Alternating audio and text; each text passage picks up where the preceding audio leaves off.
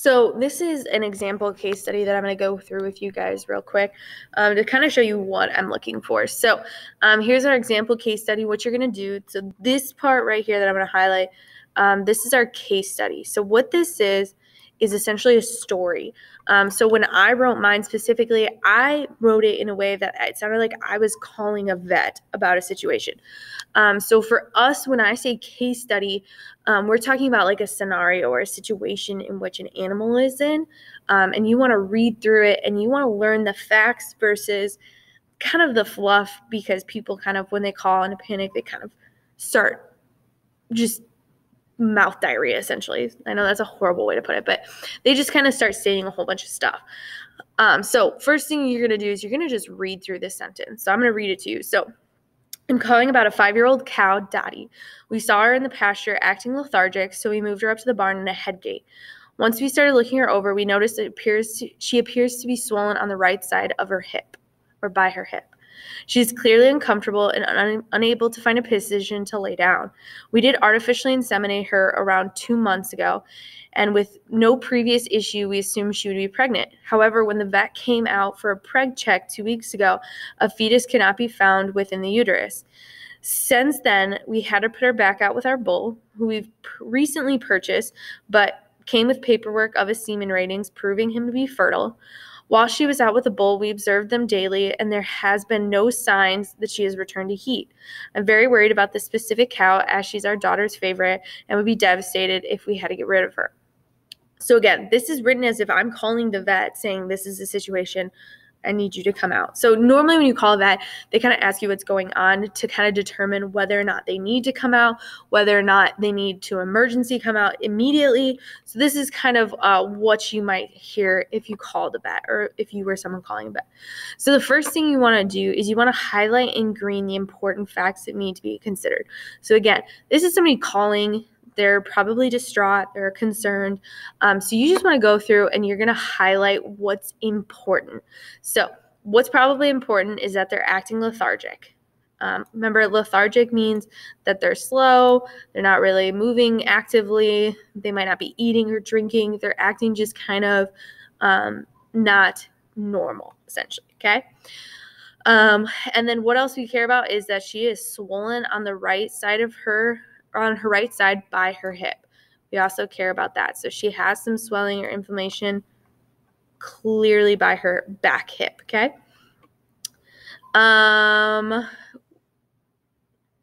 It is important that she was artificially inseminated around 2 months ago. That's something you just have to kind of keep in the back of your head, that this animal was artificially inseminated, possibly could be pregnant. That's our first thought, okay? However, when we preg checked, a fetus cannot be found within the uterus. So when they came out and they did an ultrasound to check to make sure that animals were pregnant or were not, clearly there was nothing in the uterus, and the vet probably labeled her as not bred, okay? So they put her back out with a bull. So this information about the bull is not important, and I'll get to that when we go to the red stuff. What is important, however, that there has been no signs that she has returned to heat. So she has not come back into heat. And we're just going to assume at this point it's been long enough where she should have. Heat cycle for cattle is 21 days. So we're going to assume that it's long enough that she should have came back into heat, okay?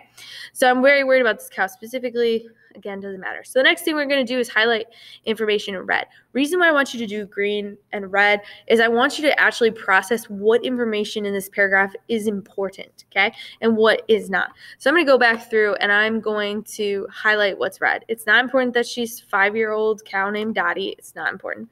Name, age, none of that really matters. It also doesn't matter that she's uncomfortable. Maybe she's just uncomfortable in the headstand alone.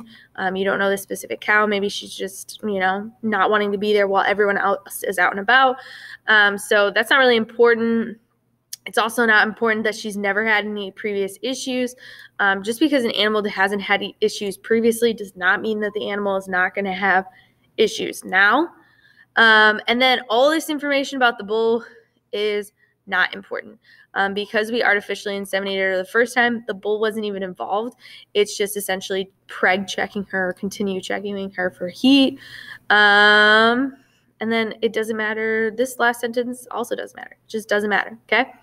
So now we have it all highlighted, red, green. You don't have to you can highlight the whole thing in red other than the green parts, but I just do kind of weeding out what's just fluff and what is just added information that the person calling finds important, but in reality isn't really important for a diagnosis, okay? So we've highlighted the two things. The last thing you should do is you're going to talk about what specifically you think, based on the information you obtained in this situation, what organ is malfunctioning causing the issue, and describe how you know this. So for this specific issue, the reason why I use this case study as an example, I had a couple other ones, but I kind of liked this one for the specific reason of important information versus not important. So essentially what has happened with this cow is she had what's called an ectopic pregnancy. So a pregnancy where the fetus is attached in the fallopian tube, the oviduct. So fetus attached. So we knew she was pregnant. So we artificially inseminated her. But when we preg checked her, she didn't have a baby specifically in the uterus. That's what's key to remember here. They only really checked the uterus. So they said, nope, not pregnant, moved her on. But then she hasn't come back into heat. So those combination of things makes you believe that maybe she is pregnant. Her body is saying, hey, I think I'm pregnant. I assume I'm pregnant. I'm feeling the hormones of being pregnant, but we have that fetus growing in the oviduct, which is causing the oviduct to unfortunately burst. So that's that swelling on the right side of her hip. The embryo attached in the oviduct on the right side of her body, and then it started to grow, and unfortunately it bursted inside the oviduct, causing the cow pain, inability to come back into heat because the reproductive tract has obviously sustained damage. So that is essentially what happened. And I will type that up. I'll also link this in to the actual case study that you guys will be answering yourself, so you guys can kind of see it and know essentially what you have. Okay? Hopefully this helps.